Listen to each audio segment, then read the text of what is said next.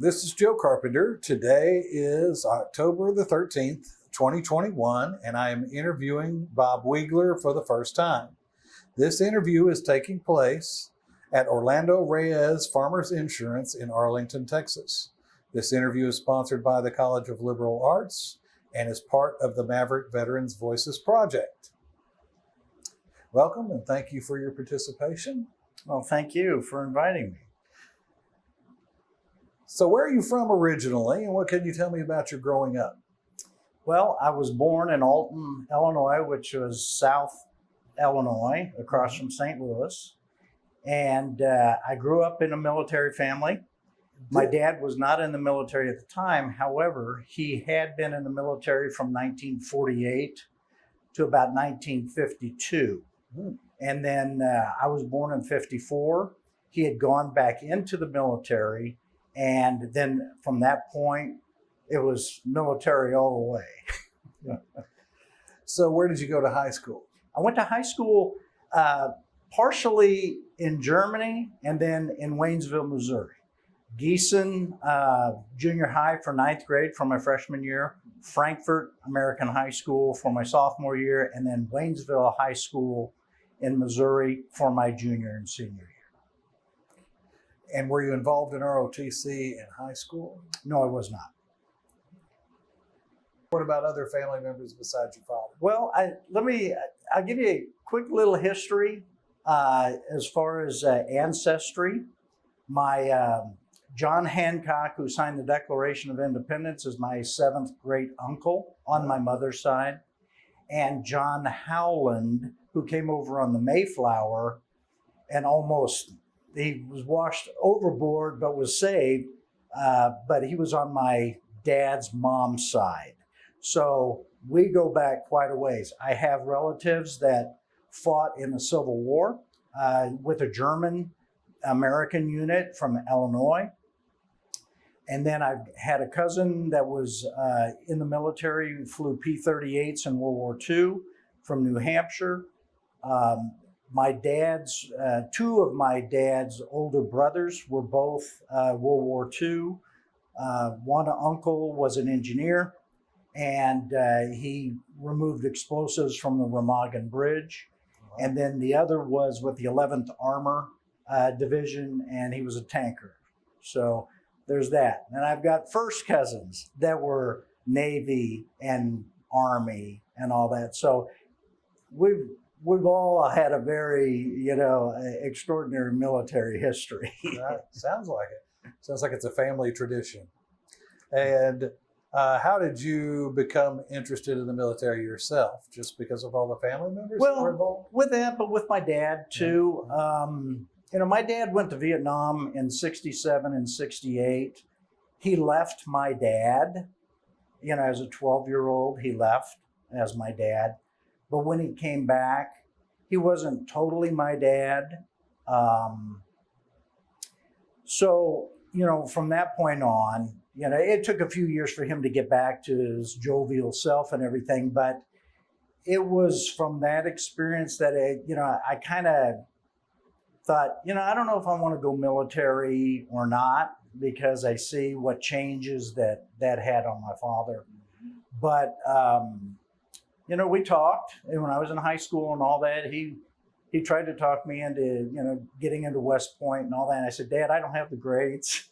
I was a C student. Right. I said, I don't have that, but I'll go to college and, I'll see what I can do, because I love working with my hands and working on cars, doing that stuff. But when I started going to TCJC, I noticed that they had an ROTC program at the South Campus. I was going to the Northeast Campus, and I thought, well, let me see. So I talked with my dad again. Hey, Dad, about the military and the whole bit. And he says, why don't you check it out? Why don't you get into the ROTC program through our, UTA and see see how you like it.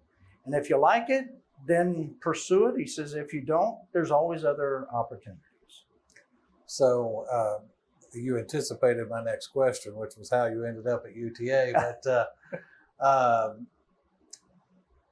So what was that like for you, the ROTC? How did you deal with the discipline and the drill and all of that? Well, the discipline was already there because my dad and mom, my dad was an Army officer and all that stuff. So while we were growing up as kids, he would always say, you all are going to act right. You're going to respect others and do this stuff. He says, because you're not going to do anything that's going to jeopardize our family. And so we did that. I was okay with that because I knew, what was down the road, that I would have to do all the basic stuff and understand how to do it and why you do it. So actually that was it was fun because it was something new to learn. And, growing up as a kid, I was a Boy Scout, and a Cub Scout and a Boy Scout, and I always loved map reading. I always loved doing that. And coming into the UTA and ROTC and the military, you have to learn how to read a map. You got to know how to do that. And I participated as a representative of UTA ROTC in orienteering competitions my junior and senior year. And so that was really fun. And that also then helped catapult me into better spots later on in my career. Yeah. So tell me what your father did. What was his job? My dad was he was a field artillery NCO in 48. And then after he got out and he went back in as an infantryman, was in Vicenza, Italy. That's my first, overseas spot, but I was just a baby, kind of.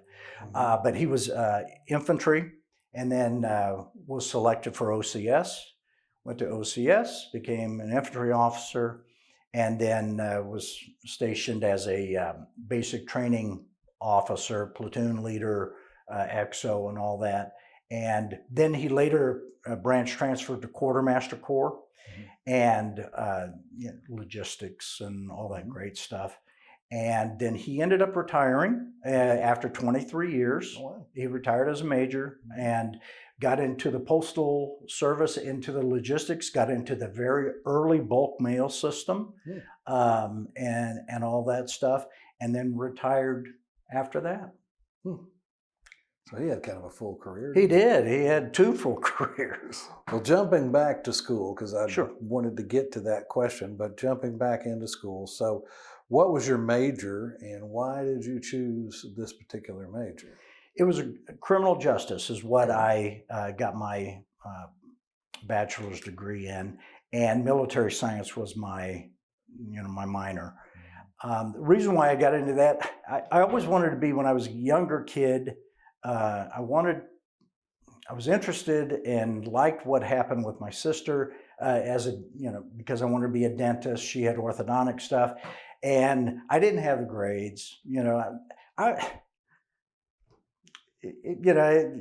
wish I had better grades, but I worked more with my hands and stuff like that, and wasn't too academic, but still I learned a lot of great stuff and everything. But when I was going to TCJC and then UTA, I wanted to figure out, okay, I'm in an ROTC. I can graduate here pretty quick. What do I want my degree in? And I just wanted to take a jump start and get out and start my life, and my career. And so I got a criminal justice degree and everything. So, but when it came time for us to, try to select our branch when, with ROTC, I put in the MPs because that was close to what I had studied, but no, I got field artillery, combat arms, and I had never regretted a day. That's great. With that. Now you were in UTA at an interesting time. It was a transition going on in the military. As pretty good, kind of the early days of the all volunteer force. Women were being moved into main line officer positions. At UTA, you had experience with the first female cadet corps commander. Is that true? Yes, I did. All right. And how did you and your classmates deal with this, and how did you see this as a male in the cadet corps and in the military? Well, first of all, Sue Manifold, good friend.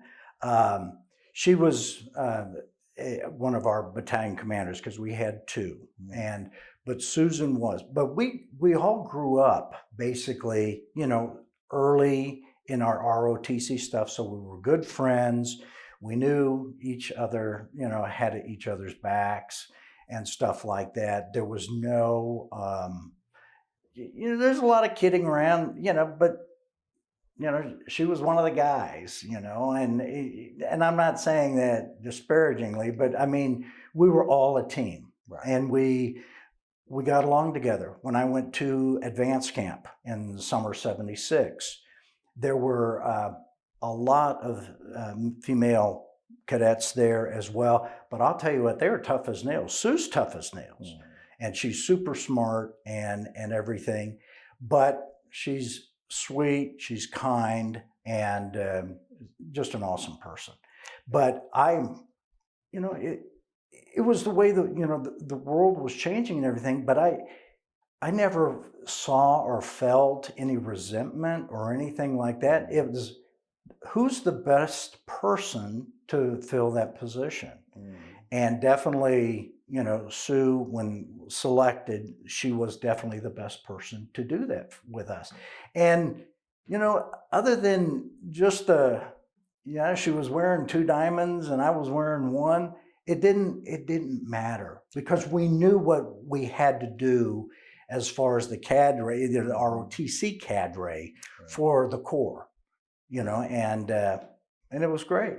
And there were other women, obviously, in the Cadet Corps as well, and you feel the same thing about them. Absolutely. And do you feel that your fellow cadets felt the same way? Did they accept it in the same way? I think they did, because they're coming along as the younger ROTC cadets, with women with them, and it wasn't a strictly male body, student body. Right. So I didn't see any of that at all when I was here at UTA.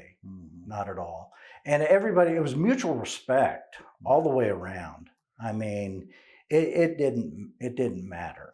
Well, and it probably didn't hurt that Sue's father was something of a legend himself at the university. Yeah, he sure was. He was a former PMS. That's correct. He raised a pretty tough daughter there as well. She's like I said, she's tough as nails, but when she needed to be. Yeah. But I mean, she was professional, everything, and so. But there was no issues with me. And I later served, in the active duty with a lot of, female officers and stuff like that. And especially later when I went in aviation, tons of pilots. And I'll tell you what, I would rather fly with a female pilot, because they're not jerking the stick around and doing all that stuff. I mean, very smooth. There's so many wonderful things that guys could learn about the finesse and everything. Same thing with golf. Right. I mean, you don't have to get up there and be a gorilla to hit the ball or to manhandle the helicopter. Right. It's very sensitive, very soft touches and stuff like that. And I learned a lot from other female aviators too. It helped me with my flying later on. I was in the medical corps in the Air Force, and I worked for a lot of women, and very similar experience, very competent and professional, and I never had problem one. So No. I can relate to what you're talking about. Was there anyone on the faculty who influenced you? There were a few, and I'll mention them. At the time, Major Andre, and later became Colonel Andre. There was Captain Bob Schultz. He was an Army aviator that taught down at the South Campus at TCJC. Mm-hmm. Then Major Baxley, he was a field artillery officer. Captain Trimble was an ordnance officer. Major Guerin, John Guerin, was, I think he was field artillery as well. And they were pretty much, and the Sergeant Major, I can't remember, unfortunately, I can't remember his last name, but he was a Green Beret Sergeant Major, and I'll tell you what, he sure wasn't helped. Sergeant Major Lopez, was it? It might, I think that's right. Yeah, he's kind of legendary. Yes, but he, as is Colonel Andre. oh yeah, I'll tell you what. I was commissioned under Colonel Rebholz, but yeah, Colonel Andre was awesome. It was him, or actually Major Jones, that later became the PMS. It was my first PMS was Colonel Weems, and then Colonel Jones, and then Major Andre, and then Colonel Rebholz. So there were 4 PMSs here during the time I went in. And it was Major Jones or Colonel Jones that suggested, I get an ROTC, compete for an ROTC scholarship and all that, which I did. I got a 2-year, which was great. But all of them, they really helped and moved the ROTC in the direction that it was great, because we were, the all-volunteer Army at that point. We were receiving some Vietnam vets coming into the program, more women coming in, and so it really kind of made the the cohesiveness and everything of the ROTC a fun place to really be a part of. So, and what year did you graduate? I graduated in 1978. I was commissioned on 26 July of 78, and I went to my officer basic course at Fort Sill and started in October of 78. And you were active duty? I was. Your entire career? The entire 14 years active, and then I did 6 years individual ready reserve and reserve time. You mentioned that your branch and specialty was field artillery? Yes. And you moved into aviation after that, is that correct? I did. After about 3 years, then I took the flight test while I was at Fort Ord, California, and then got my flight class and went through in January about March of 82 and graduated in January of 83. And what were you flying at that time? I was flying the primary helicopter, like everybody around that time, was a TH-55, but I ended up flying, qualified with Hueys. Mm-hmm. And so when I got to Fort Ord, I qualified with different tests and stuff like that with Hueys and the observer helicopter, the OH-58, the A and C model. Okay. And then later in 1990, I got the Black Hawk transition, and then I ended up flying that when I was stationed in Panama. And so how long were you flying the Black Hawk then after? I flew the Black Hawk from 90 to about 98 when I ended up retiring. Okay. And how was your experience in training? You mentioned Fort Ord. What was that experience coming out of ROTC? You first went to artillery school, obviously. What was that like for you? Well, let me go back it up just a little bit for UTA, because there were 3 ROTC cadet mentors that I had. David Morgenthaler, he was the, I guess, the leader, the captain of the insurgent team. Okay. So that was a lot of field, a lot of tactics and things of that nature. I learned a lot of wonderful things from Mark Latham. Mark was one of our senior guys, and I believe it's Dwight Epler was another that I learned a lot of good things from in ROTC. And so with that, then transitioning over into the field artillery, I mean, it just made things easy. Like I was talking about my map reading. I loved going out camping, but reading maps and navigation and all that stuff. And being at Fort Sill, you have to read a map. You got to get the bullet on target. Right. Actually, the round on target. And my Marine cadre there at Fort Sill, he couldn't believe how well, and I'm patting myself on the back, but I mean, I did really well with that. And I got rounds on target real fast, a lot faster than a lot of the other newly commissioned second lieutenants that were there and everything. So I felt pretty good. And, I even offered, just some of the guys that did have some issues with, reading a map or a compass and all that, I would help them. And we would go out on weekends and do that. We'd go out, not into the impact area, but I mean, we'd go out to areas that we could and do that. And that helped them out quite a bit. But it also helped me when I became an aviator. Right. You're doing 60 to 90 to 120 knots, and you've got to follow on your map where you're going. And if you don't know how to read a map, you're done. You just don't know where you are. Right. And everything. But when I got to SIL, they had what they called the FADAC machine. It was the fire direction computer. Mm-hmm. And it was antiquated. It was tube technology and all that stuff. Big old, boy, it was a lugging kind of a thing.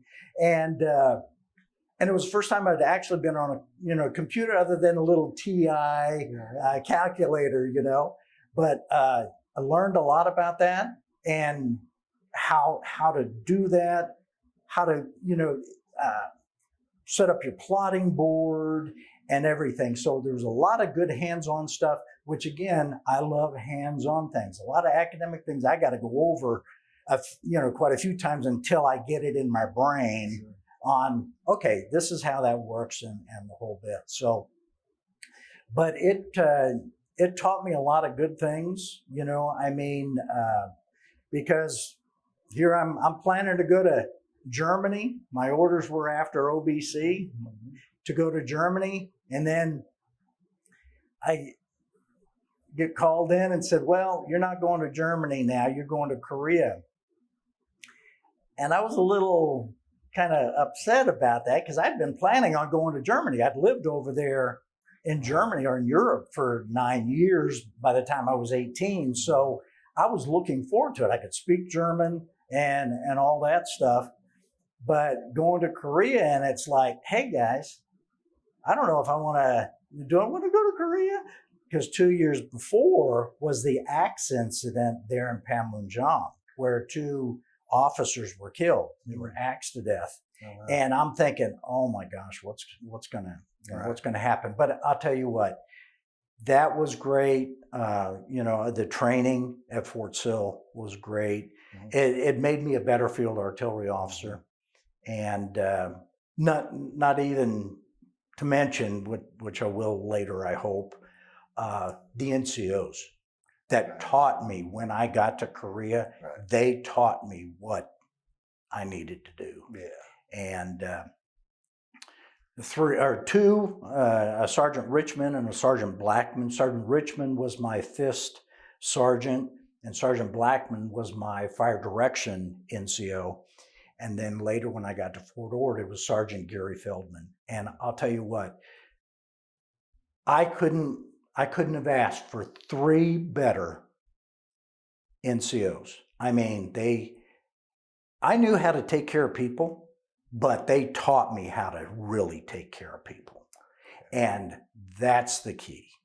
You've got to definitely, take care of your folks. Right. And, I mean, it's the fundamental. And I've had a lot of feedback from a lot of people about their young lieutenant going into the world and the real world, if you will, of the Army, and what a difference their NCOs made. Yeah. And you've got some superstar artillery folks near you with Axel Martinez at one time and Orlando Reyes, both award-winning artillery officers. So you're in good company. Yeah. So what were your duties in Korea when you arrived in Korea? I was there. I was a FIST chief, so that was a fire support team chief. Okay. And I had it was like a squad of people. I had Sergeant Richmond, he was an E6, and then some like another E5 and E4s and PFCs. And we all trained together, how to call in fire, how to do all that stuff. And with us being there in Korea, I was stationed at Camp Pelham, which was just south of the Imjim River. North of the Imjim, once you cross Freedom Bridge, then you get into the 5-mile zone, if you will, of the DMZ area and everything. And so we would go up and be at Fort Papa 1, which was the only live fire base. And we would fire into Crab Island, but we'd have all of us go. And, the guns would stay, at Fort Papa 1. We'd be out and calling in fire into Crab Island. And we would do all this, it was called, I believe it was called SAT training, where, we went by the book on how to call in fire, how to read a map, how to do everything, when we were out there. And we learned how to, they learned how to adjust fire and do all that stuff. And it was great. In between the Korean attaches, the older guys that were going out there trying to get the steel and collect all that stuff, we'd have to stop and do all that. But it was really great. And I'm telling you, the unit there, I was with 2nd Battalion, 17th Field Artillery. I was Alpha Battery. So once I was FIST chief, then some of my additional duties were NBC officer, supply officer, and I had a lot of other, physical security, other things that, they were equally you're responsible for. And in Korea, they would have 2 instead of an annual inspection and all that. It was 2 in that year, so we had to prepare for that and make sure it was ready to go. I've never seen things so clean, so updated that, with everything, documents, everything, files, and that's where you learn everything else. I was a pay officer. There were so many additional things to do as a second lieutenant. You were busy all the time. Yeah. And, gosh, you just do them and you learn new things too. Right. And it's like, okay, well, what's next? Well, I was also a recon survey officer. And so, I didn't know that much about survey, but I sure learned. I had an E6 that taught me how to do that too. So it was just the good things as a second lieutenant, knowing, and you get ribbed all the time as being a second lieutenant, gullible this and that and the whole bit.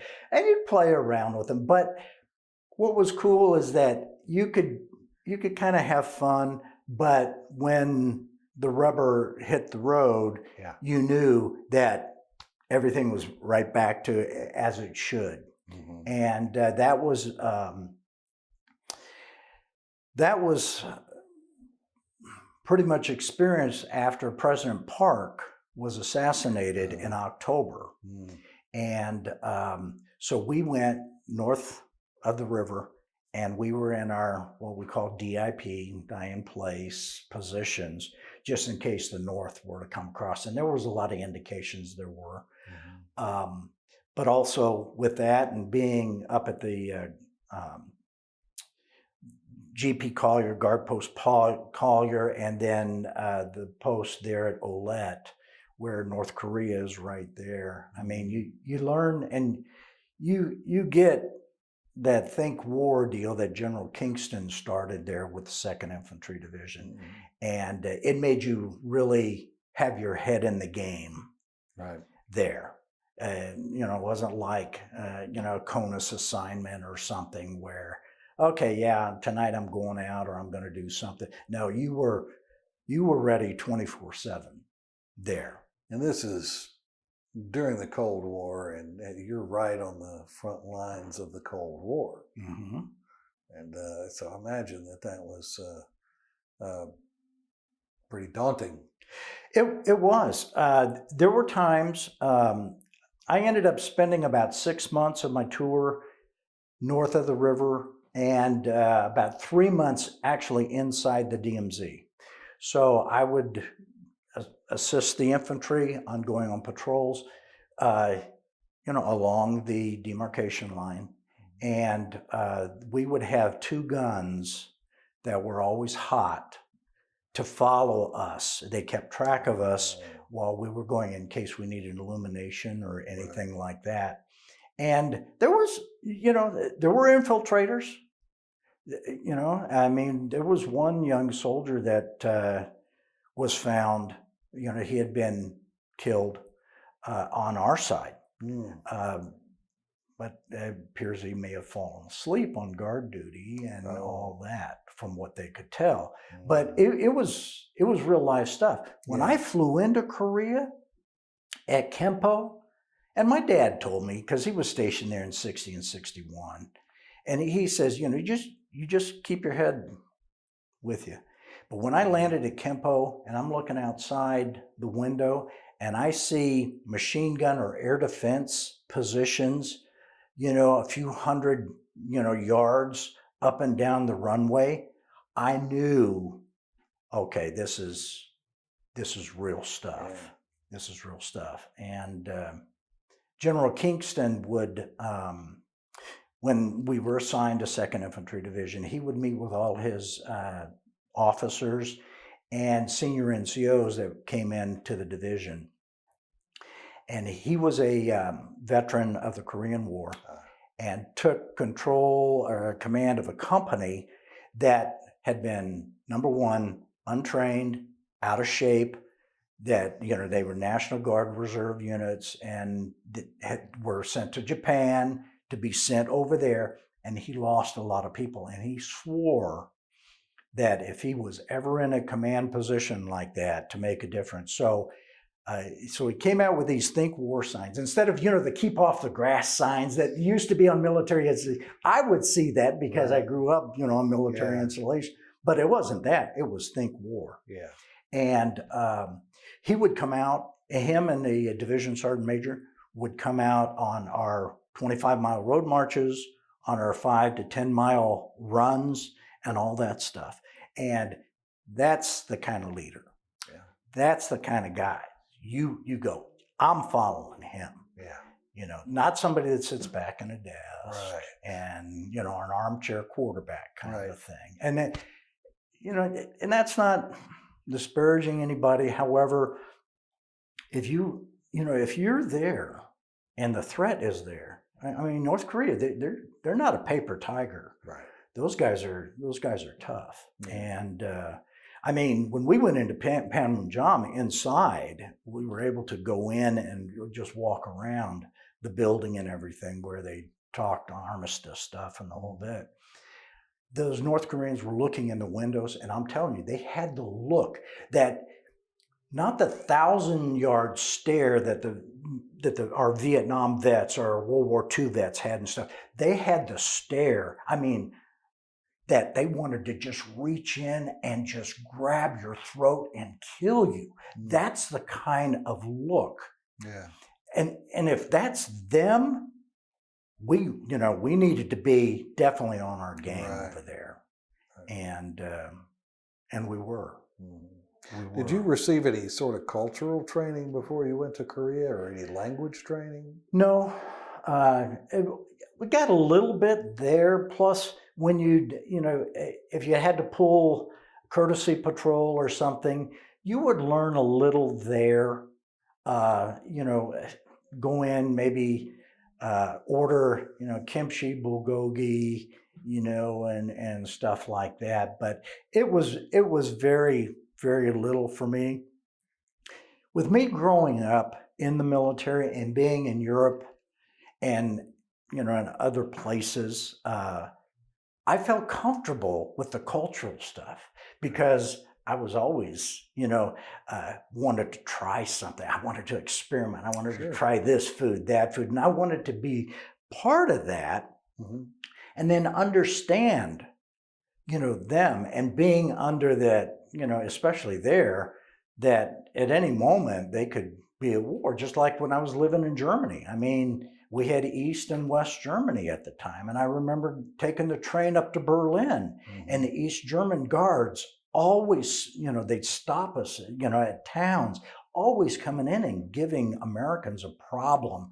Oh, your passport's wrong. No, our passport's right, and all, just to harass, right. And things of that nature. And I was over in Germany, not stationed there, but I went over on a reforger. And it was return to forces to Germany. It was an exercise. And I was with the 7th Infantry Division. This is after Korea. And I know I'm bouncing around a little bit, but we had a light infantry. We were light infantry division. And we're being sent over to Germany and the mechanized world. Okay? So we didn't have tracks. We had wheeled vehicles. We had 101A1 howitzers, Korea War vintage howitzers. We had to take our entire basic load of ammunition with us, 105 ammo, because there was none in Germany. It was all 155 stuff and the whole bit. So, it was like, really? We're going over there? I'd rather see us go to Korea or something, But we did it, and it was great. I was part of the advance party. I was part of I was a battalion movements officer, so we got it all ready to go. We put things on a rail.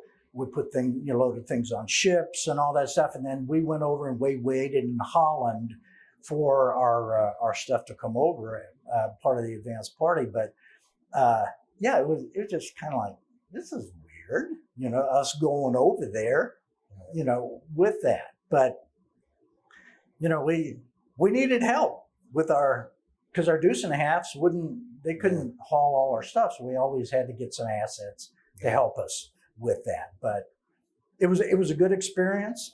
We kind of kept up with them as best we could.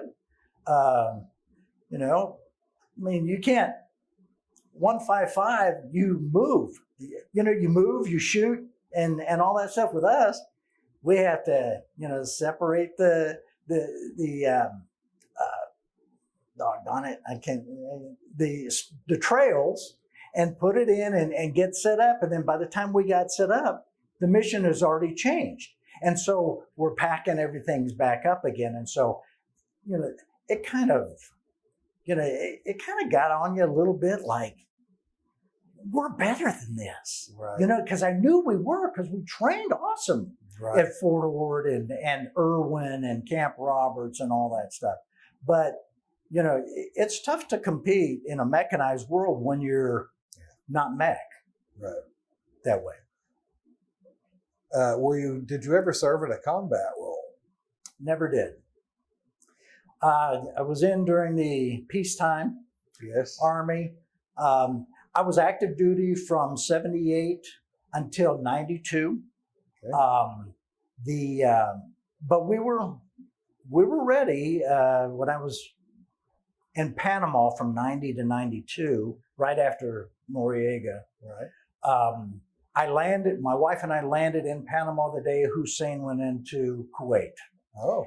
So 2 days after I got to Panama, my brigade commander called me in. He says, "You're going to be my brigade S2, and you've got movement experience. I want you to prepare our brigade, our battalion, which was over at Howard Air Force Base, our battalion, which was in Honduras, and get them ready, because if we have to go, there's not going to be any C-5s, no 141s. We're going to be flying from Panama through South America and then over the water into Africa." And so that's what I focused on. I'm sorry? On what kind of aircraft? UH-60s. Okay. We had what we call the ESSS, which was the external stores that could get us to long, if we had to travel long distances and stuff. How many aircraft is that to get a battalion or a brigade from one place to another? How many aircraft are we talking about? Well, since we didn't load them on C-5s or 141s, we flew them. It was whatever, I can't remember our entire brigade component on how many aircraft we had, but it was a lot. I mean, we were getting tanks, external tanks, because we didn't have enough for the entire brigade to deploy, right? From there over to the Middle East. So we were getting all that stuff, and that was stuff that we had to, learn. We had to start training on how we were going to do that.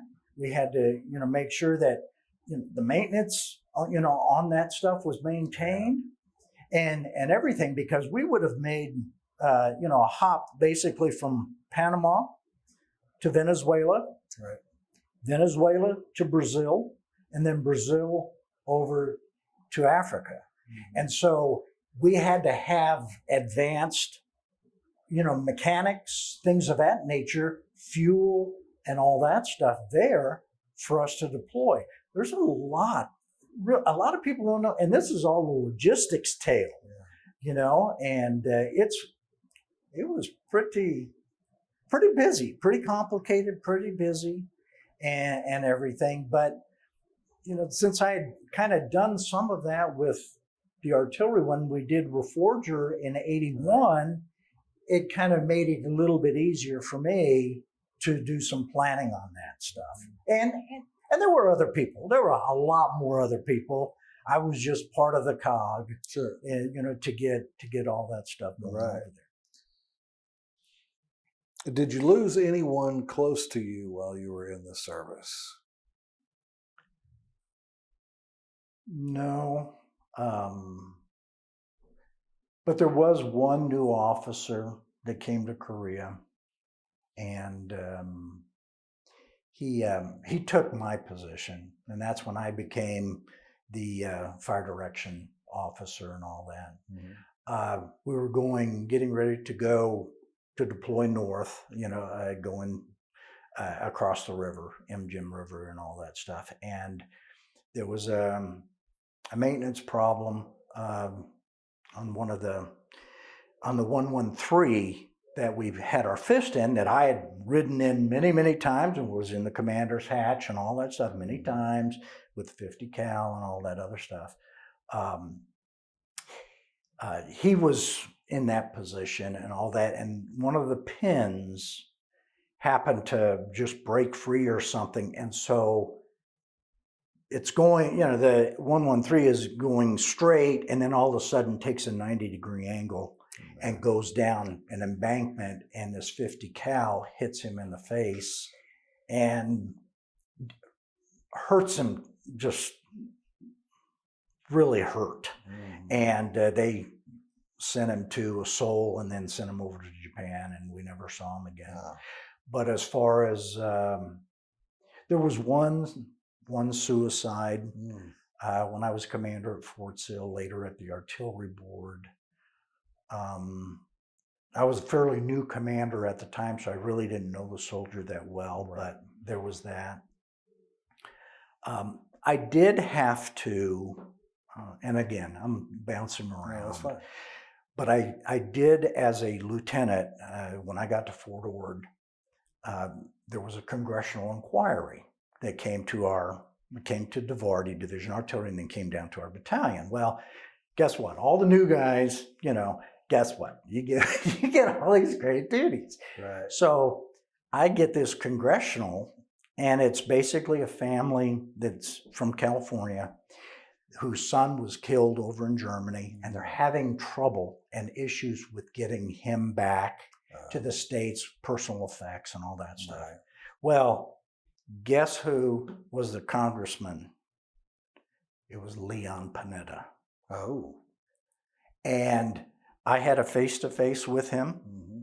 And then it was like, I just want you to know, I know you're a first lieutenant, but I just want you to know that if you need anything, I don't care what you need. If you need anything, he says, there will be generals there will be colonels there will be whatever to give you whatever you need. And if you don't get it, you call me. And I would have to make a weekly phone call to him to let him know what was going on. Wow.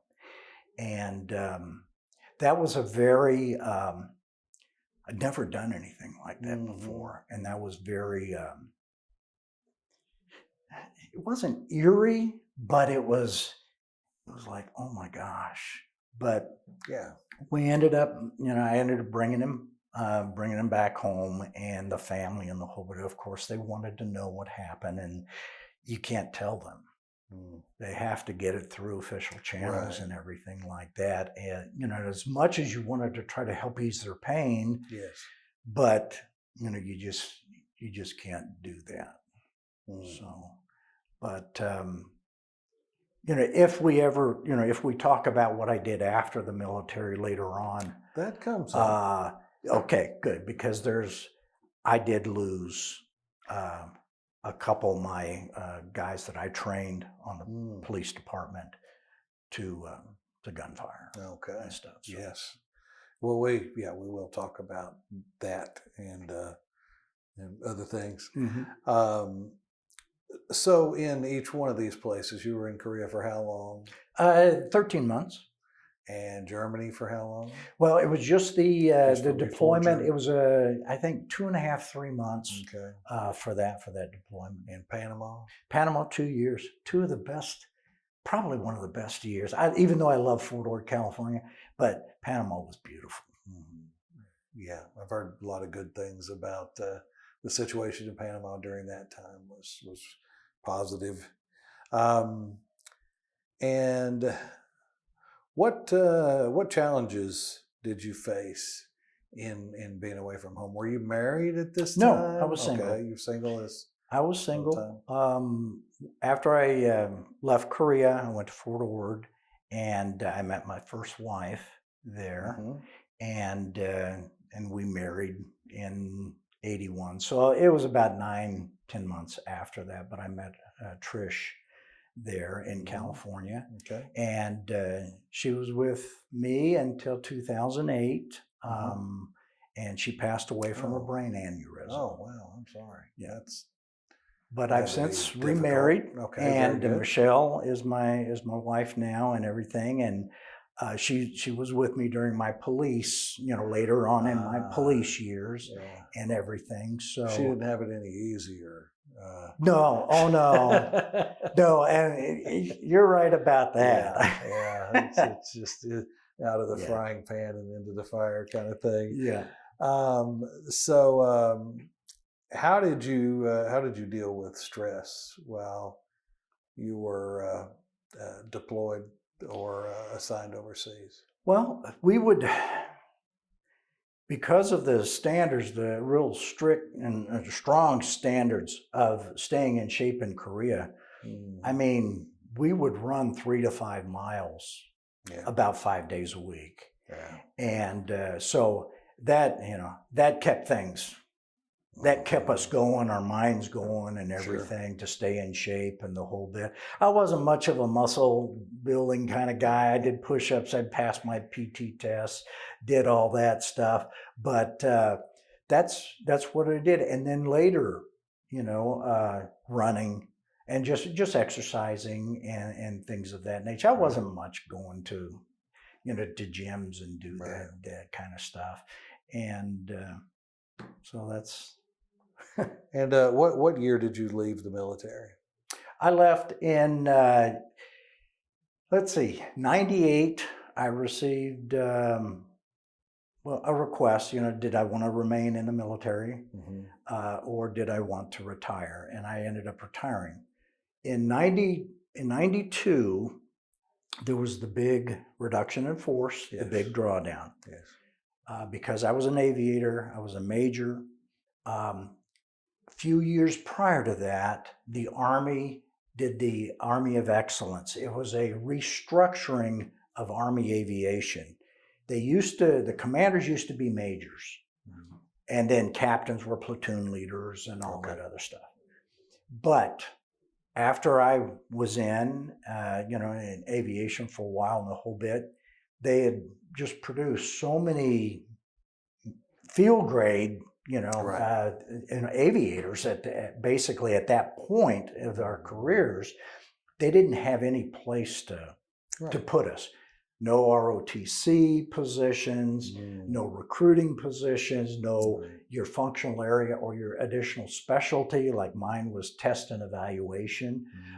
There were no other positions. And so they kind of handed you your hat. And I was in Panama, and it was like, okay, well, I'm overseas. What am I going to do? I mean, I wasn't, computers were just starting to get going on that. It's like, I'm going cold when I get back to the States. Where are we going to live? What are we going to do? I mean, you put, you're placed in that position where you start, you're either fighting or you're fleeing, and I'm fighting because I got to figure out how to continue, to make a living and everything. So how did you navigate all of that? Well, Trish and I decided we'd move to Phoenix because her family was in Southern California. My family was in Texas. And we thought, the midway point is probably a good thing because they have to call before they come over and visit. Yes, absolutely. So we got there, and then I was in the IRR at that time, and then checked out, reserves, and did that for a little bit and the whole and the thing. So I did that for 6 years. Yes. I'm retired, but I'm not retired with benefits. Got it. So I'm not getting any retirement pay or anything like that. But I am retired. I have my permanent ID card, so I can get into military installations and do all that stuff. But when they asked me, and I got a call in 94. I got a call from Washington saying, hey, we realize we've made a mistake. We need to bring back some of you aviators. And it was like, okay, well, good. That's pretty good because, I was being considered below the zone for lieutenant colonel. Oh.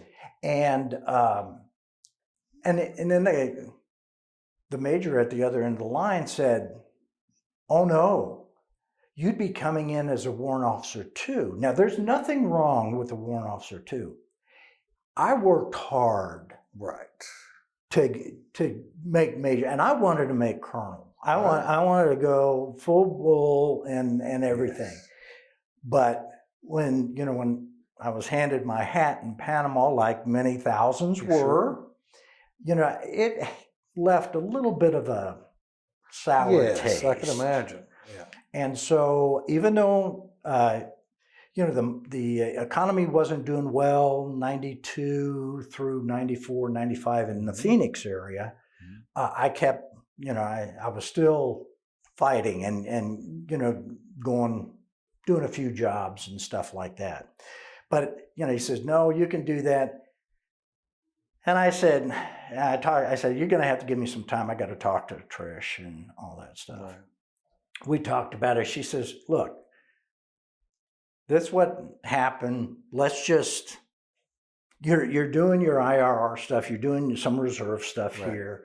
Maybe you'll make lieutenant colonel and all that other stuff. Right. And it was like, okay. So I called him back and says, no, I'm not going to do that. I'm not going to come back in as a CW2, Right. even though I know if I make CW3 in 6 years, then I can retire as a major. I understand that. But I decided to make that sacrifice and not do that. Then, but later, I was thinking, I should have gone back in. But I was in love with my wife that I was not going to do, I'm not, my wife, my life's the my family. Yeah. And I decided to make that choice. And I still stand by that, even though I think back, but I made the right decision. Sure. To do that, even though, it kind of put me back away, a time because I was making good money in the Army and everything. And the civilian side wasn't paying really all that great and everything. So it was like, okay, forget that. Yeah. So. Yeah. I think a lot of us, though, have looked back and had, maybe had an opportunity to go back in and maybe we should have. And so it's, I can understand that. And so you were active duty 14 years and Active then duty, reserves for 6. Yes. Okay. And were you awarded any medals or citations? I was. I was when I was an artillery officer, I received it's the St. Barbara Medal, the Order of St. Barbara. I'm familiar with it. And stuff. And I wore that with my blues whenever there would be an event and everything. And it was great. But I received, throughout my career, I received 2 meritorious service medals, 2 ARCOMs, 2 Army Achievement Medals, and then my most prized was my aviation wings. Sure. Yeah. On top of that. So. It's the Order of Santa Barbara. You are the 3rd person that I have interviewed that has received that. And one of them is Orlando. It's a field artillery. Yeah, but it's a field artillery, air defense artillery. But it's an elite, yes, it is. Coveted award, and it's interesting that this group of people from UTA are the ones to receive that award. That's just interesting. Are there any specific experiences or people that you remember, and I mean this in whether it's a moving or emotional way, or whether it's a funny way? Were there any instances that were particularly funny? I've got a couple. Yeah. Let's start off at Fort Sill. Okay. So you're a brand new 2nd lieutenant there. You go through officer basic course.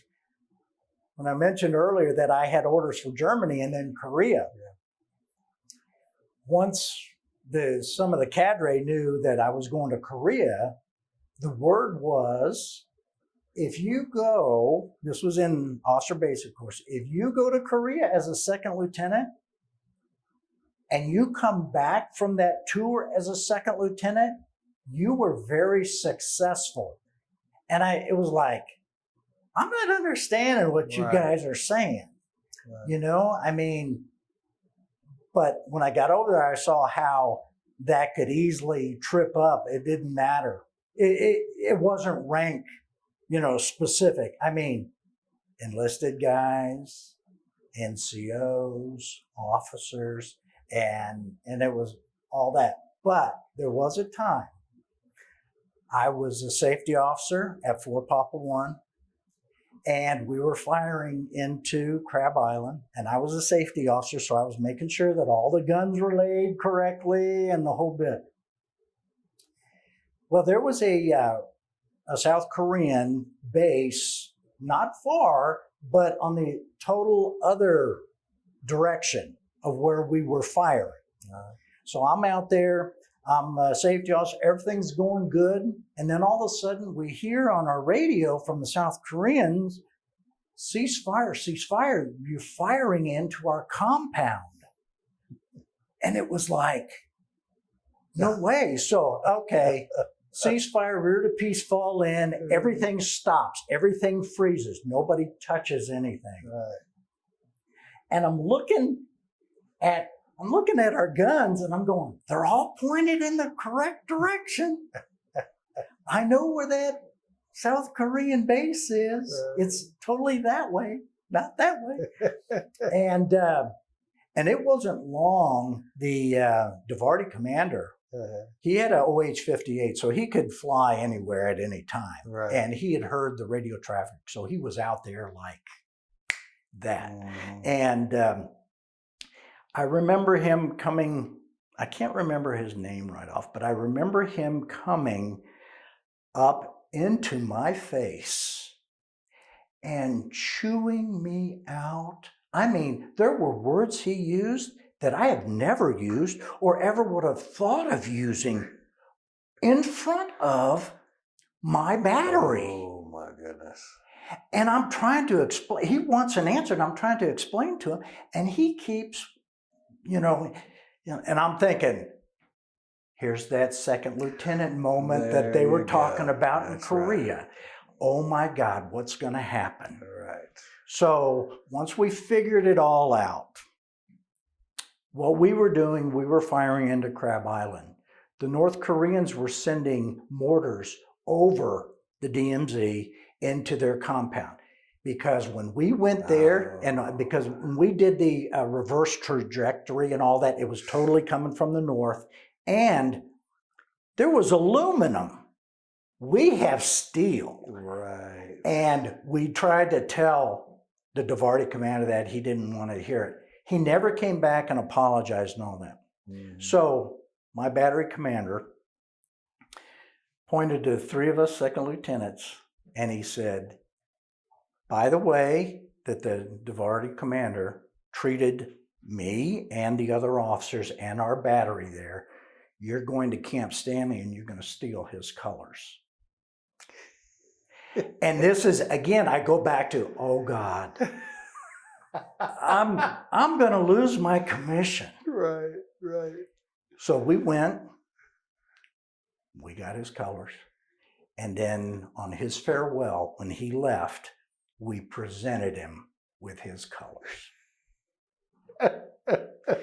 That's a funny anecdote that way. Yeah. But it just kind of. And when you're 20, how did he receive that? Well, you could see he was embarrassed. Uh-huh. But I mean, because there was a lot of, my colors were stolen. You guys, whoever took them, better return them. It was that kind of a, sure. That demeanor yes. was like. And so when it was time for his farewell, we were there, yes. and we presented his colors yes. to him. And you could see he was kind of probably PO'd a little bit, but I think he was more embarrassed because it was done in a public forum. Unlike what he did with us in a public space, right. not pulling you aside like a leader does, right. and talking with you. Right. So, was I a little, snobby about doing that or being part of that? And I just felt, it's like karma. Sure. And you don't treat people that way. That's exactly You don't treat right. people that way. That's and right. going back to Sergeant Richmond, Sergeant Blackman, Sergeant Philbush, they never, ever, I never, ever heard them yell or chastise or do anything to a soldier in their command, in their purview. If they had something, they would pull them aside and talk. And even then, no voices were raised or anything. And that's leadership. Yeah. And that's where that is.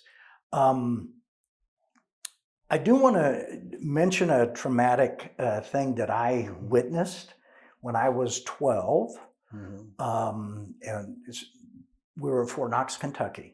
And there was this was in, I think, May of '67, before my dad went to Vietnam. And it was a firepower demonstration. There were tanks, there was all kinds of stuff. There were helicopters and everything. But we're sitting in the grandstand, and I can only recall this in slow motion. I cannot recall it in real time. I mean, I just saw what I saw, and it has stayed with me.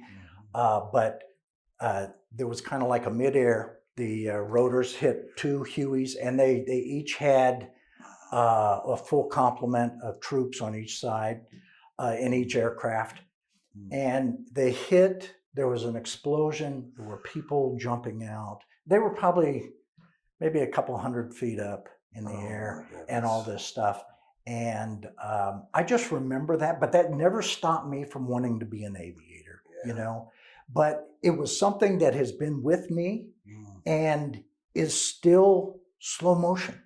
Yeah. It never is like a regular dream or anything like that. It just stays. It's a traumatic memory. Yeah. And at 12, because I'm just in shock. I'm just looking at this and watching this, and everybody running out, especially all the military guys that were in the stands, running out trying to help what was going on. But there's debris and helicopters falling from the air and everything. And it's like, man, those guys. But that was pretty traumatic as a kid. But again, it never stopped me from wanting, to be a helicopter pilot. I've always wanted to do that, especially when my dad was stationed here at the depot on Felix and Hemphill down there. We lived there in the early '60s during the Cuban Missile Crisis and stuff. And I remember just laying out there on the hill and watching the helicopters from Bell come over. They put them on the rails and they'd send them because they were on their way to Vietnam and stuff. And then, of course, the Cuban Missile Crisis, I'd see the B-58 Hustlers and the B-52s all circling. Didn't know really how close to war and stuff like that, It's a pretty powerful memory. Because we would practice the duck and cover under our desks and all that, as if that was going to really do anything later when you understand about nukes and stuff. It's like, that isn't going to help. Yeah. But anyway. That's not going to help much. But it made you feel better. Right. Made you feel One like other little story. Yeah, go ahead. While in flight school, I had one of my instructor pilots was a major. He had been riffed. And so he came back in as a warrant, but this was in the 70s, right after Vietnam. And so he was a CW3, and we flew up to Benning. And we would do that all the time because, Ranger candidates and all that stuff, they needed to be taken down to the Florida phase and all that stuff. So what he would do, and what I would have once, he did it the first time, and then I did it the second time, we would get candy and cookies and everything. So when we would go up there and pick up these Rangers, they're poor skinny guys. They looked hungry. So we would say, okay, hey guys, are you hungry for anything? Yeah, what you got? And then there was this box of stuff. Take whatever you want. And they were so happy about that. Then we'd ask them, hey, do you want us to just fly straight and level, or do you want us to do kind of like nap of the earth stuff? Yeah, do that. Are you sure? Okay. And we did that. And that was so much fun. I mean, I think that really made them not think of Ranger school or Ranger training, and just kind of like, oh wow, this is so cool. We get to go for a helicopter ride or something like that. But that's a pretty nice thing to do. I loved doing that. Yeah, I really did. I really did. And so you did that for 14 years, a retired major. Mm-hmm. And then you went into the civilian world. During your Army career, did you ever experience or witness any sort of discrimination? No, there would be off-color comments, but I wouldn't see like a direct, it was kind of like an indirect, kind of very subtle kind of stuff. But what I did see a lot of that, the Army still does not have this under control, is the sexual harassment that's going on. I mean, you would see that, and at that time, that this was before the LGBTQ and all that stuff, but it was mainly directed, toward women and stuff like that. Yes, there was from a soldier under my command at Fort Sill.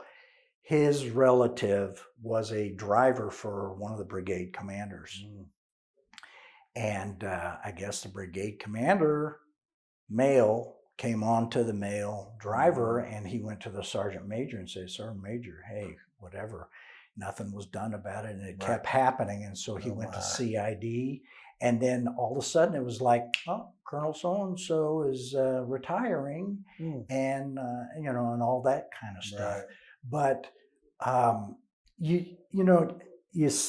saw, where women were actually in pain about not being heard, not being listened to, and people not taking their situation seriously.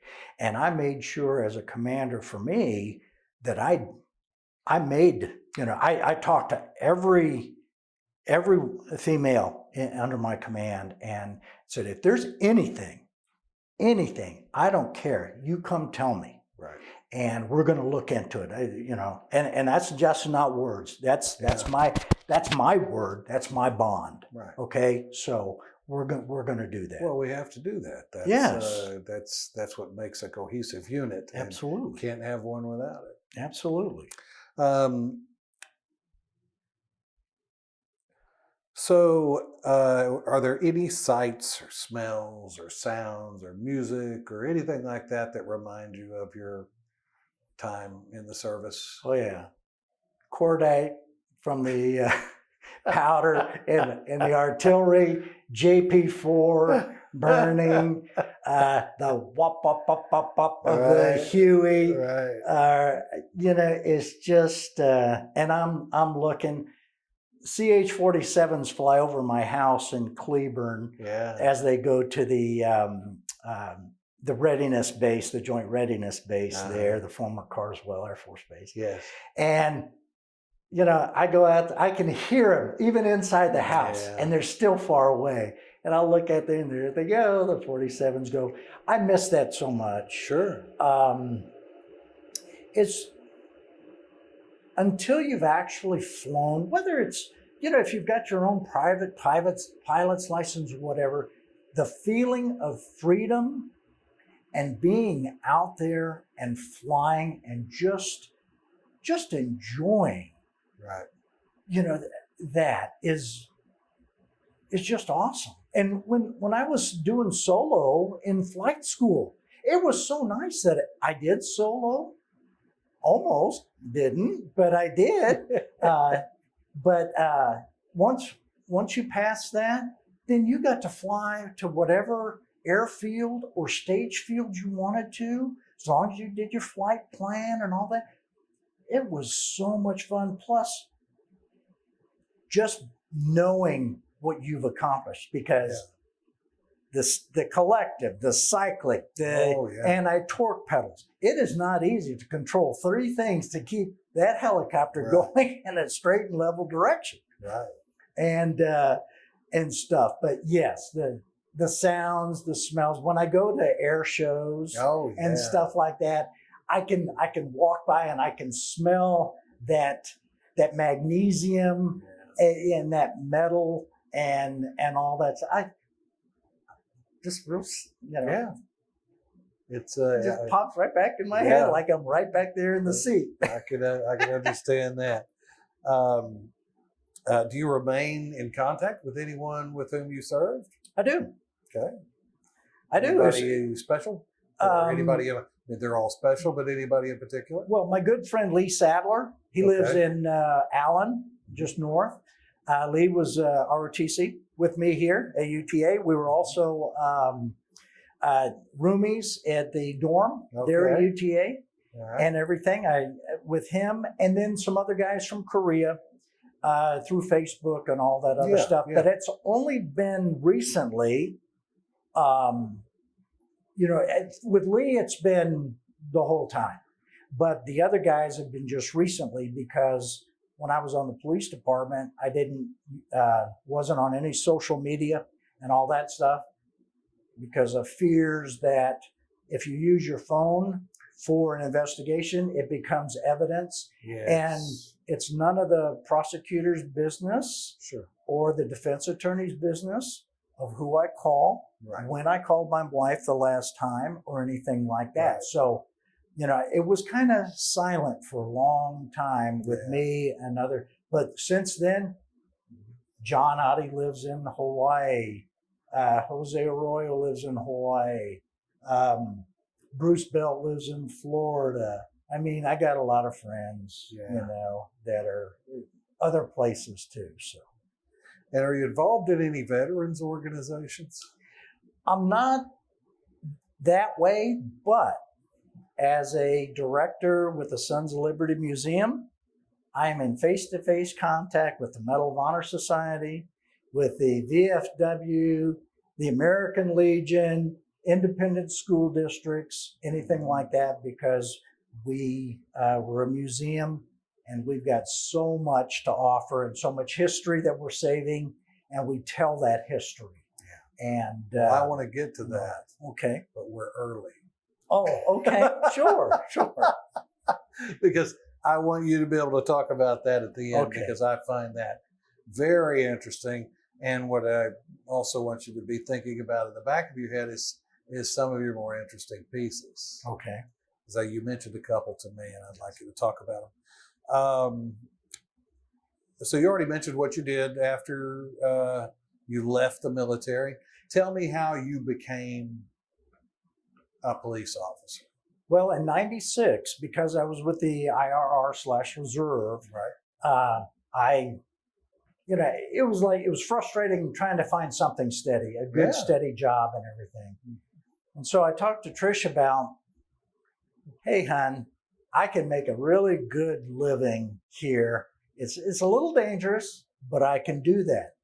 But if I ever needed any help, I know that I could call the cavalry and all those guys would be there. So I got on the police department at 42. Most everybody in my class was 21.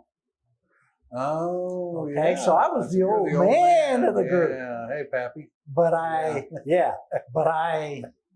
outran them. I outdid physical fitness than them because of my military. Right. And that's what was cool.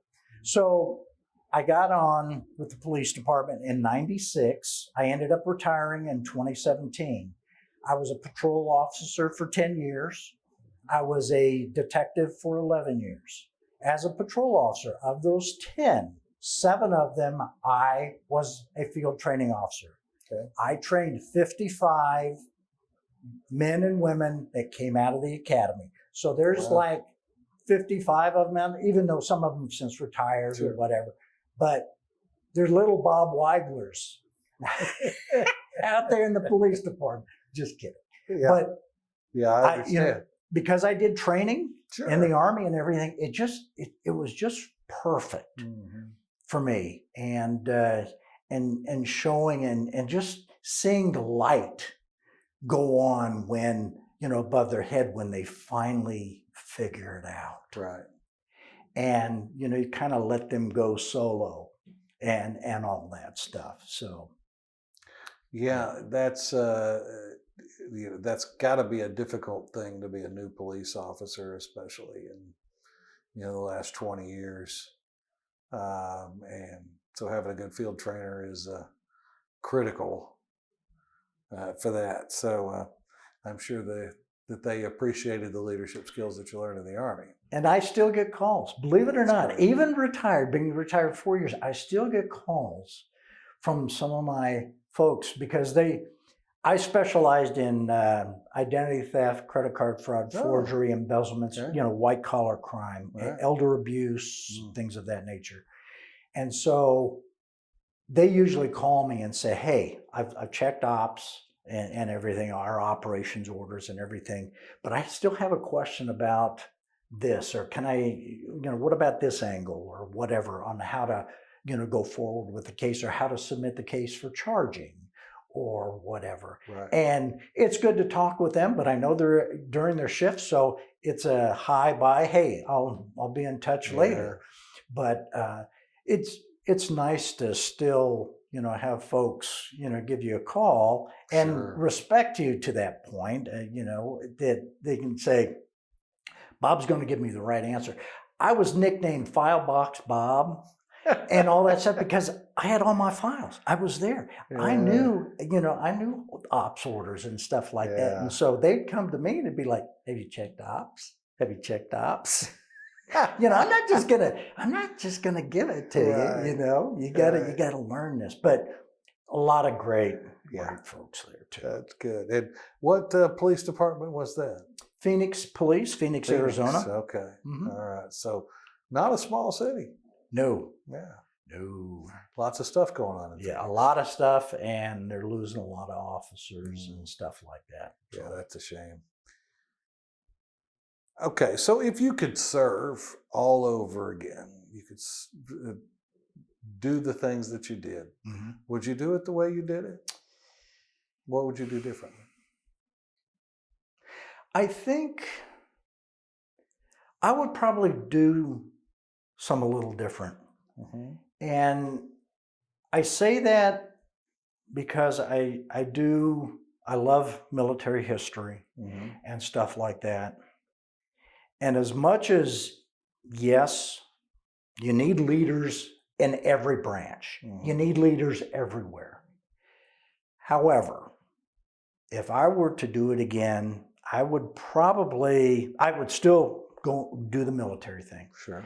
And I'd still do aviation, but I would focus either on transportation corps or quartermaster corps or those new, they're creating all these new different branches now and stuff like that. Right. But logistics. We're having logistical problems in the United States right now. Logistics. Logistics is huge in World War II, huge in Korea, huge in Vietnam. My dad was a logistics officer. I could have taken a lesson from him, but no, I want to be combat arms. I want to be, which was good. But if I were to do that, I would do something a little bit different that way. Because there would be so many other opportunities later on. Defense contracting, all kinds of other things, or just private companies where you don't go in at a level 10, you get up there in the top 5. Sure. And stuff. And just thinking of it that way, whether it would be, financially, it would, fit the bill and all that stuff, but, the satisfaction, job satisfaction, would it be the same and stuff like that? Yeah. But there would be, some of those little changes, but no, I'd remarry my first wife again. And I'd remarry my second wife if the similar circumstances happen and stuff like that. There's not a day that I have to look over my shoulder on a bad decision or something that I did wrong is going to come back at me, I guarantee you I sleep very well That's good. at night. How often do you return to campus, to UTA? Not very often since I've been back to Texas. I can tell you that during the time I was in the military and I would come back to Texas to visit family, I wouldn't stop by. I mean, because they were in Midlothian or somewhere, sure. and so I wouldn't come by. But the last time I was here was at the Hall of Honor. Who was there. Who was inducted at that time? I think the female PMS. I can't remember her name. Laura Rimmer. Yes, I believe she was inducted that day and stuff. I was really surprised to learn that there were as many general officers on that. You know, even after the ceremony, I went into the room and I went around to all the photos, and it's like, I heard of him and I heard of them and I knew them. You know, I knew Susan, Andy Cano, Alex, Orlando. I know all those guys, but some of the others were like, they went to North Texas when it was back. North Texas, North Texas State. North Texas State, and Arlington State College, and all that stuff. And you heard that because some of the, Netterman was a Navy guy. Or INTAC, North Texas Agricultural College. That's right. That's right. And there were quite a few of the male administrators that were ROTC and all that stuff. So, when you're here and you're going through the program and all that stuff, you're just so focused. Your world is spinning so much and you've got so many other responsibilities, school, work, what you got going on to survive, that, you're not aware of a lot of stuff that's circling out beyond that. Right. And, but that's, but that was awesome. The cadets did a great job. They represented all the eras of our military, during that ceremony and all that stuff. Are you kidding me? With loving military history, I was getting excited about that. Yeah, that's my problem with this project. I get a little too excited and a little too engaged sometimes. What advice do you have for young people nowadays who are entering maybe on a military career? Study hard. Study hard, stay in shape.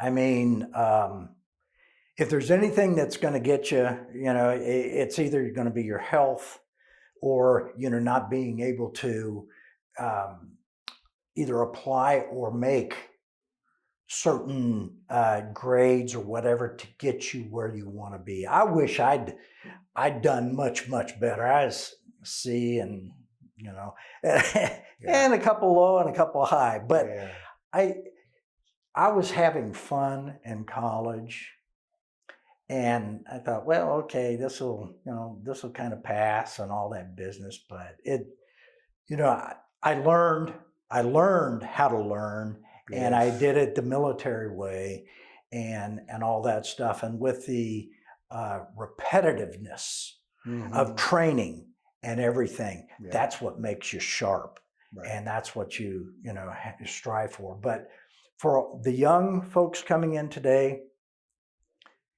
our things are changing, and they have to be able to be flexible and move with those changes. Even though I'm kind of staunch in still my beliefs and things of that nature, but I'm willing to bend a little here and a little there to compromise and do all that stuff.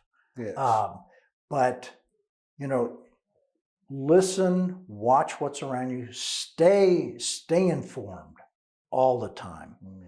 and know who, when you get in the military or even like ROTC, know who your cadre is. Yeah. Get to know, find out what was it, what was their branch, what did they do, what were their experiences, and learn from that. Because there's just so many great.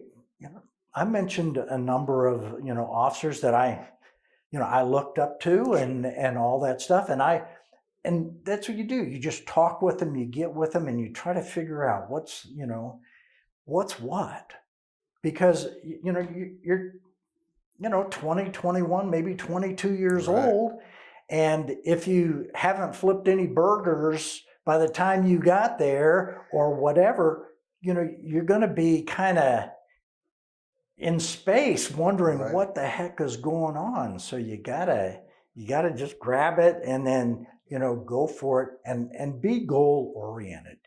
Don't expect that that you're going to make first lieutenant, because I know I've worked with it, like in the police department and all that stuff, this instantaneous gratification. Sure.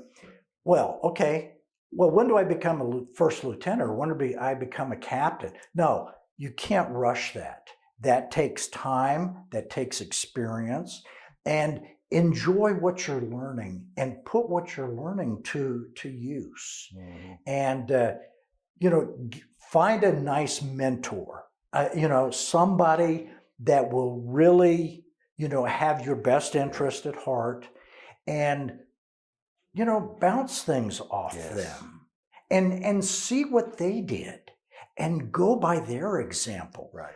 Because you will outshine it, just like in everything else. People are going to know your name before they know you. Right. And your name is all you have. Your name, your honesty, your morality, all that stuff.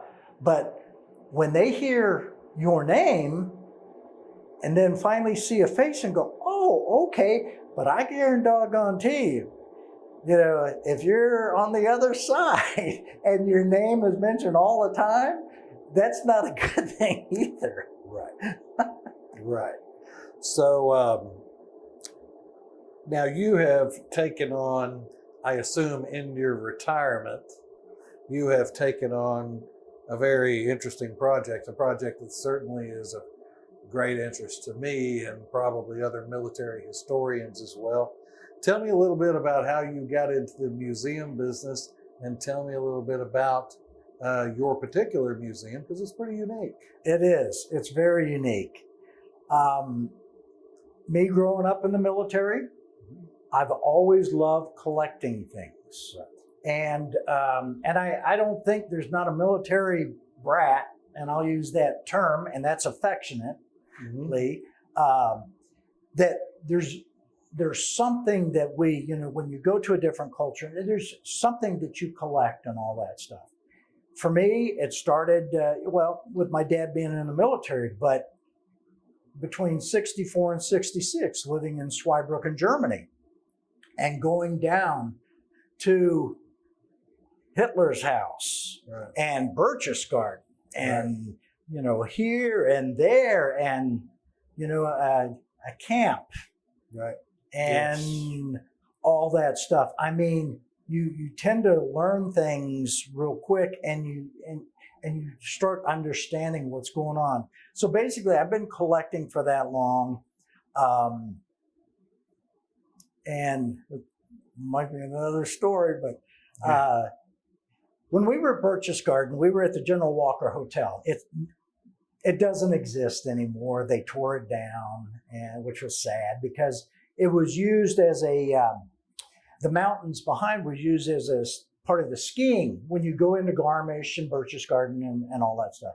Well, my dad had been in the occupation of Germany back, between 48 and 52. And so he was telling me about where we were, and then, Hitler's house and all this other stuff. So I just went strolling around in the woods behind the General Walker Hotel. I come upon The basically it's just the foundation of this huge complex, and it's where Borman and shoot, I'm trying to think of his name. The SS, the aviator. Aviator. Well, yeah, Himmler and Goering Okay. and all sure. that. I mean, the whole inner circle. Sure. Okay.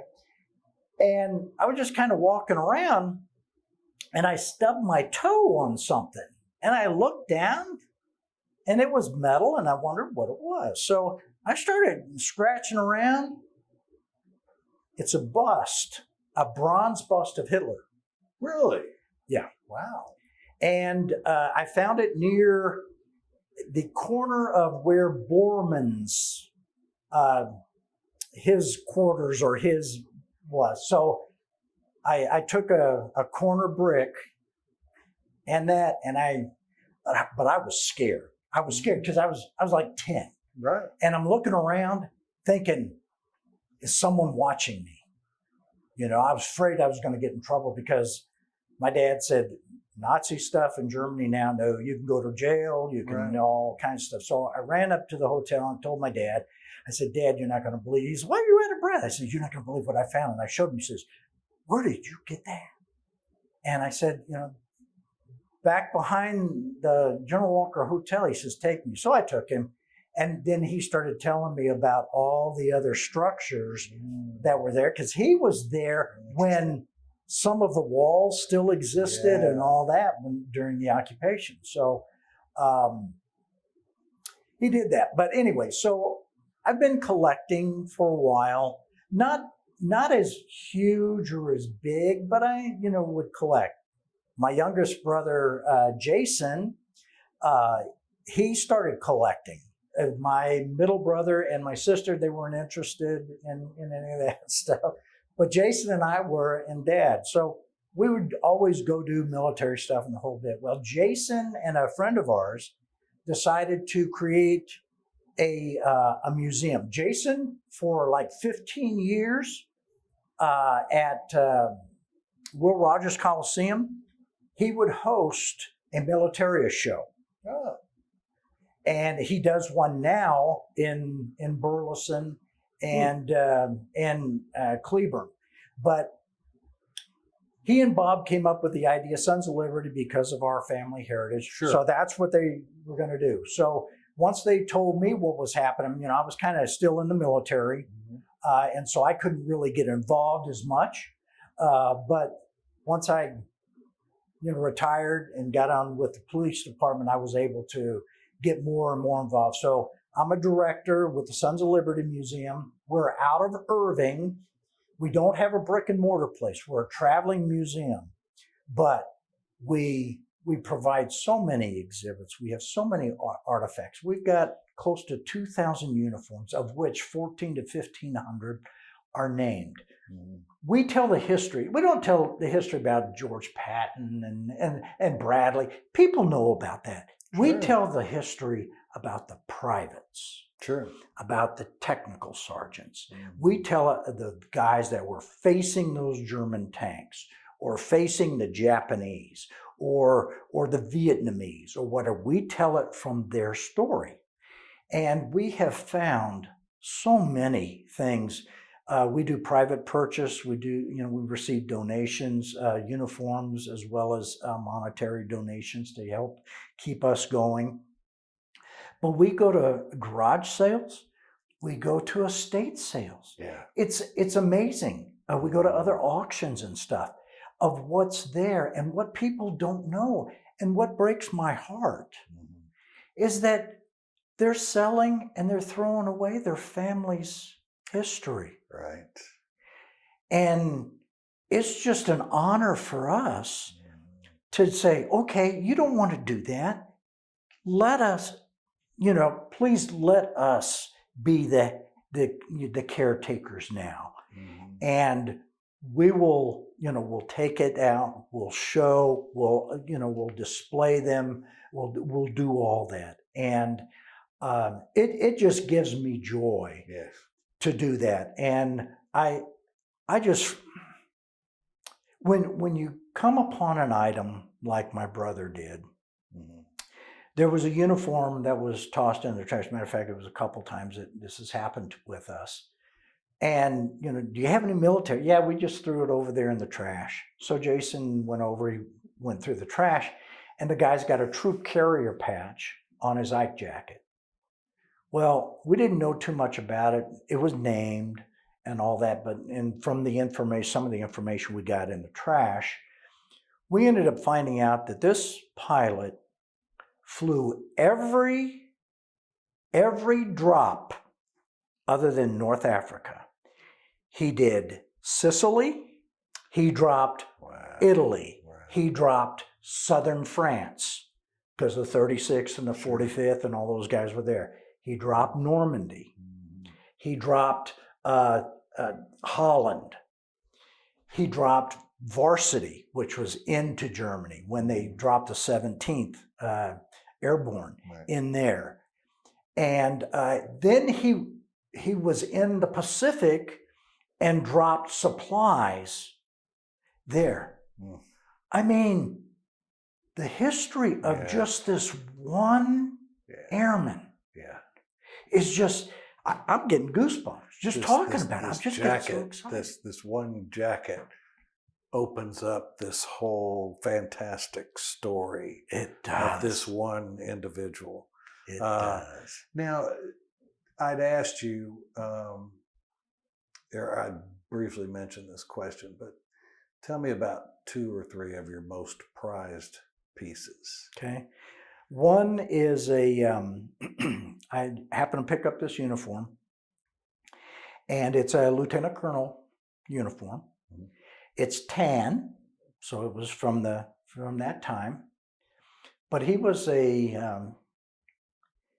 in 1944, June 6, 1944, he was the first person seaborne to put foot down in Normandy. Wow.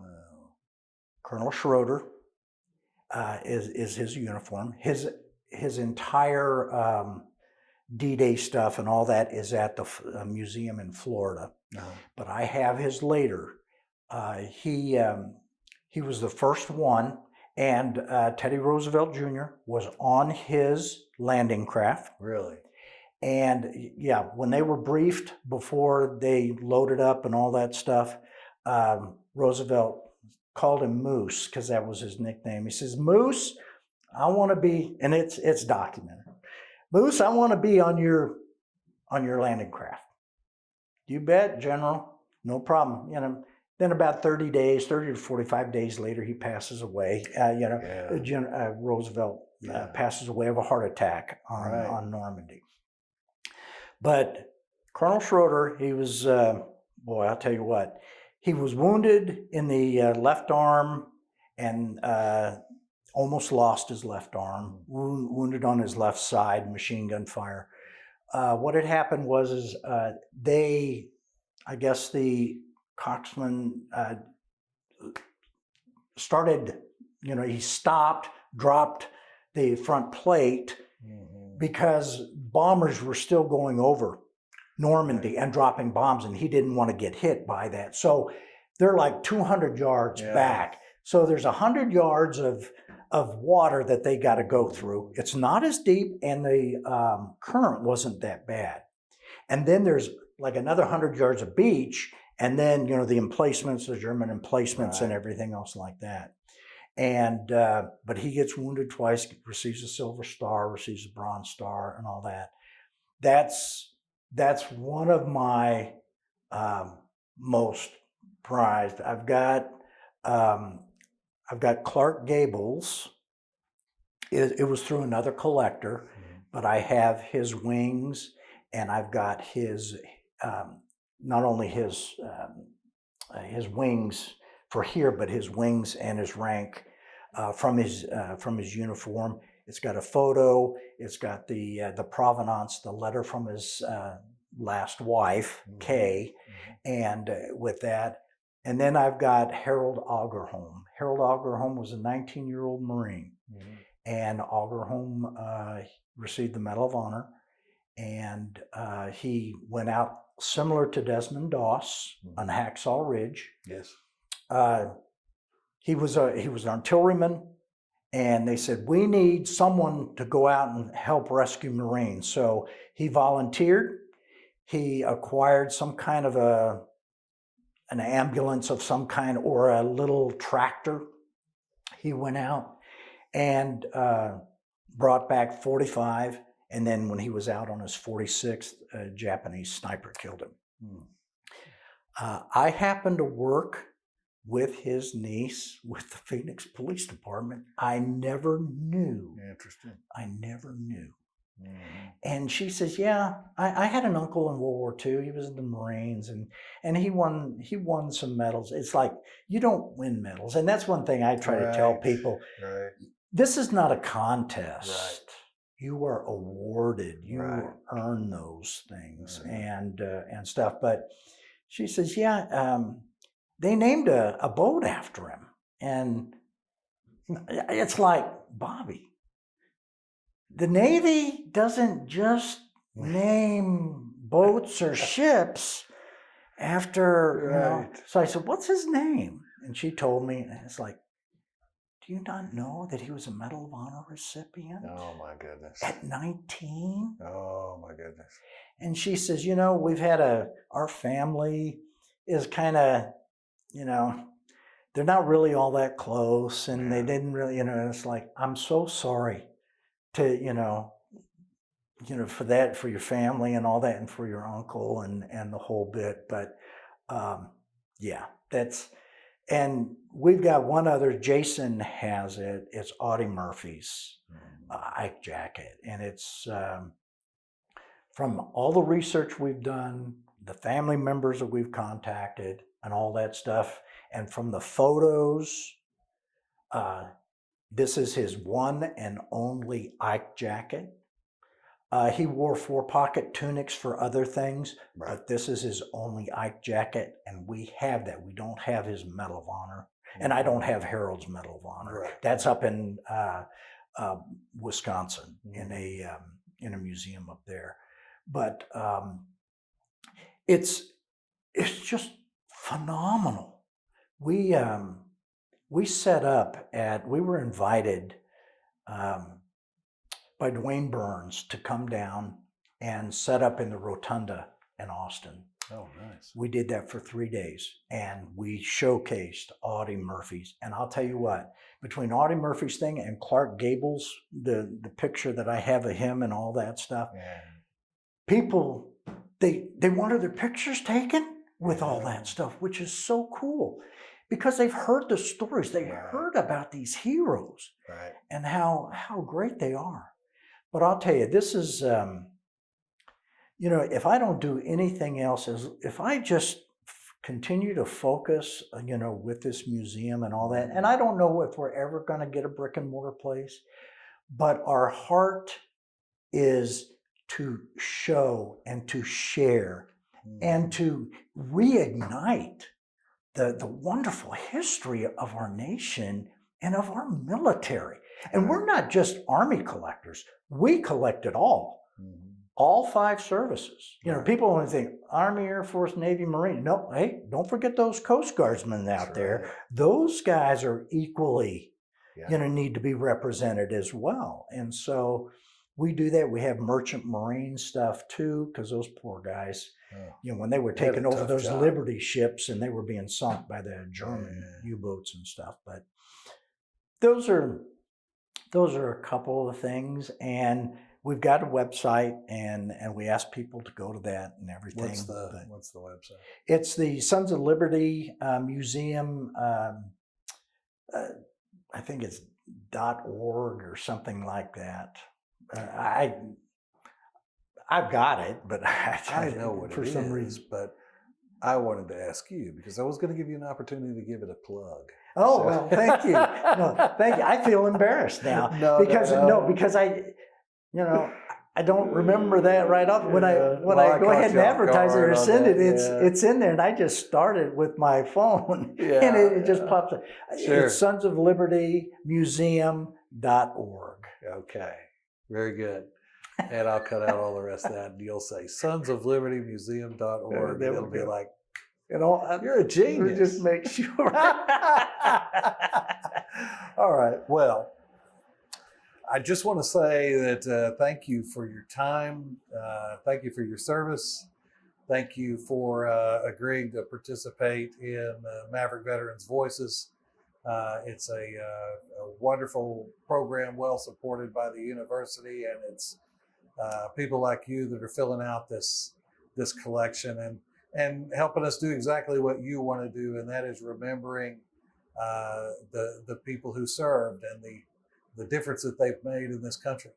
So thank you. Well, no, thank you for giving me the opportunity to share. And I'm so thankful that UTA is doing this. I really am. I mean, I think there's even some UTA, well, before it became UTA, they were graduates of this institution that are Medal of Honor recipients here and are heroes. Yes. And they need to be recognized, and we need to Absolutely. talk about this. Yes. Because this is what keeps our country strong. So, but I want to thank you for giving me the opportunity to come, because as you probably don't know, I like to talk. I like to tell stories and stuff. So you know, but it's nice to share it Yes. and to archive it Yes. and everything, because it's just one perspective out of many.